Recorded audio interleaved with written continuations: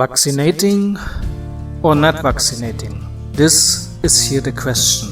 Shalom. This is an article by Apostle Nazareth Mashon, Yeshua Saves Ministry International.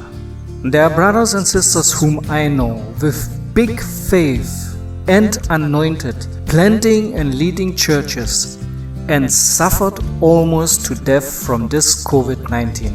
Not that they don't want to be vaccinated or preach against it. 3 weeks in the ICU under oxygen, not being able to lay on the side or on the back, pain through the days, getting in addition malaria, high sugar, high blood as a COVID side effect, not being able to go to toilet, not being able to eat.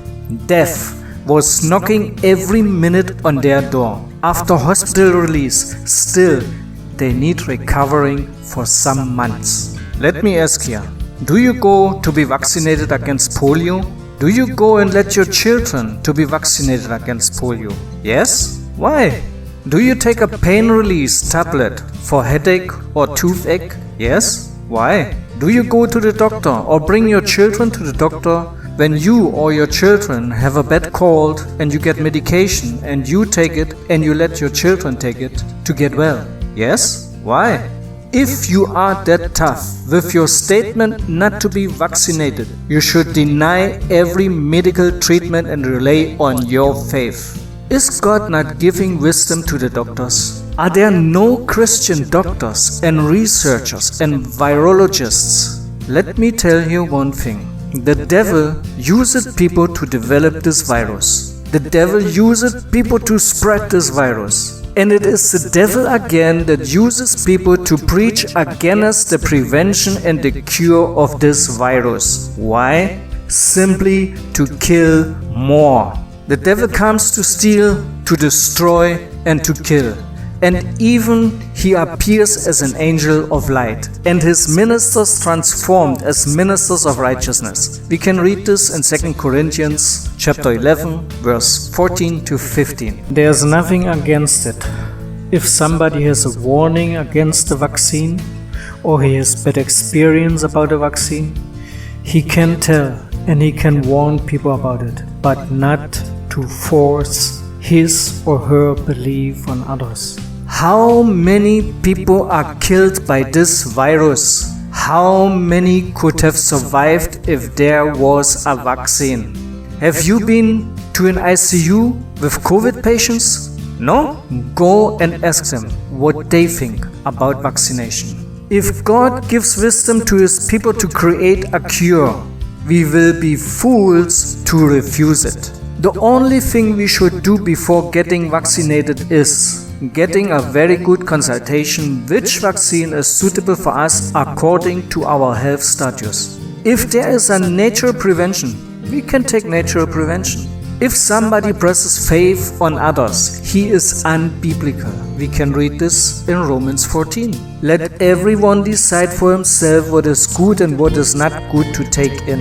And let him not be judged for his decision from the others. If there was a vaccine against Ebola in Africa, trust me, everybody would run to get it.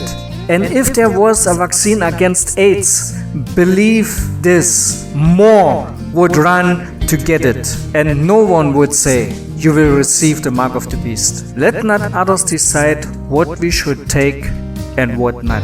Because if I will be infected with this virus and suffer, because of listening them, they will be far away. They will not come and care and clean me up because I can't go to toilet.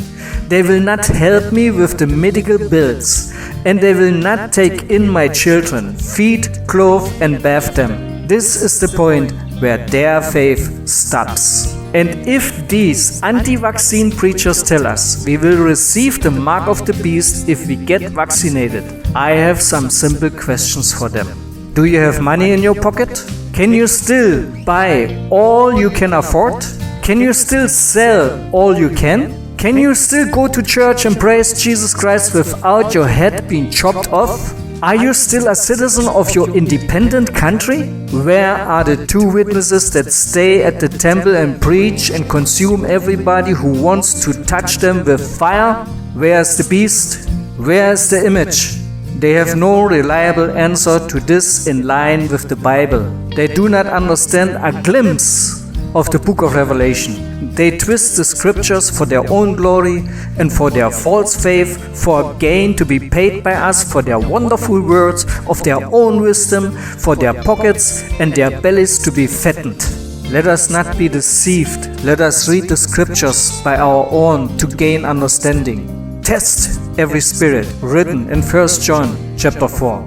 Check the word written in Acts chapter 17 verse 11. Let us have open eyes that we do not follow blind leaders. Matthew 15 verse 14. God bless you.